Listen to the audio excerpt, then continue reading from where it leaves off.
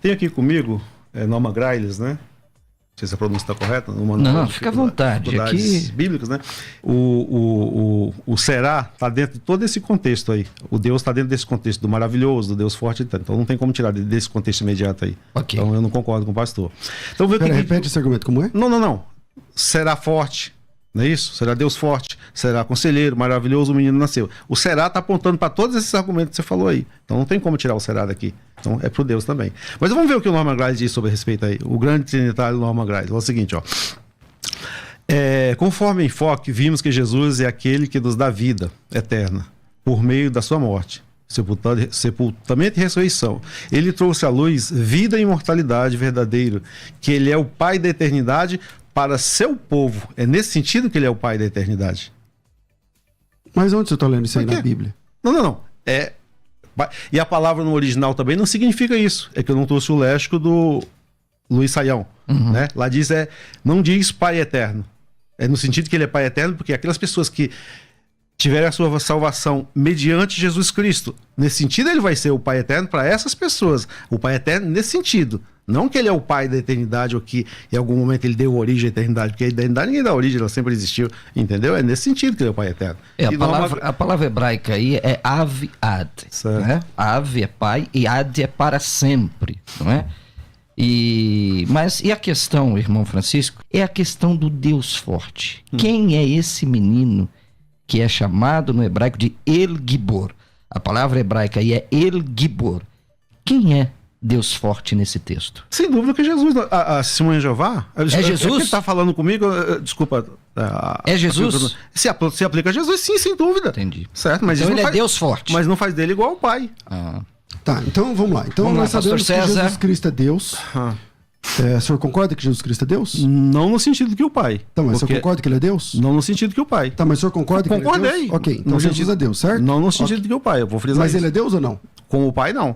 Não, mas ele é Deus ou não? Como o Pai, não. Sabe por quê?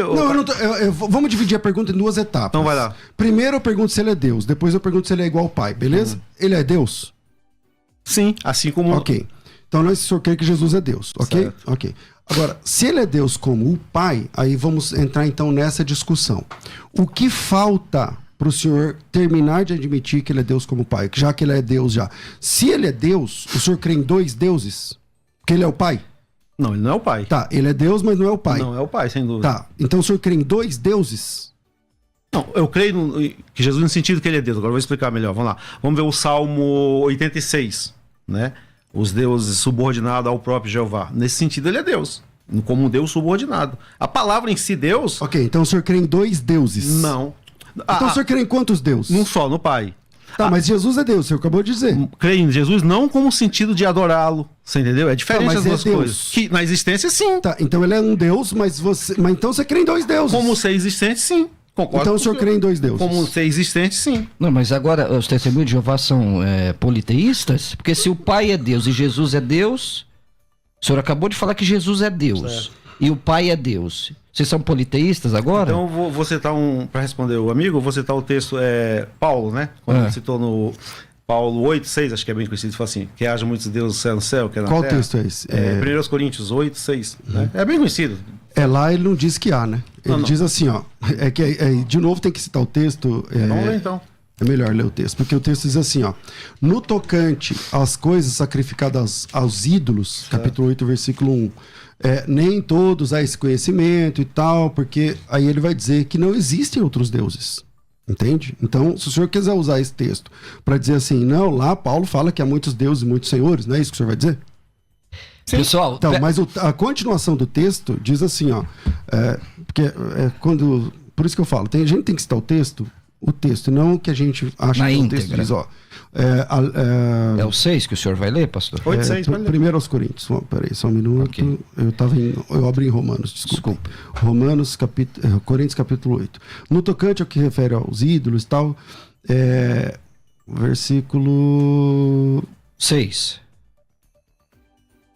Aqui, ó, 4. No tocante ao convite sacrificado aos ídolos, sabemos que o ídolo de si mesmo nada é no mundo, e não há outro Deus, senão um só. Não há outro Deus, senão um só. Certo. Quantos deuses tem? Um. Certo.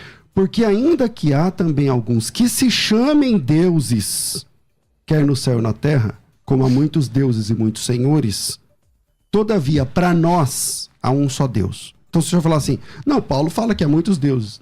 Não fala. Ele está dizendo assim, para as pessoas, há muitos deuses.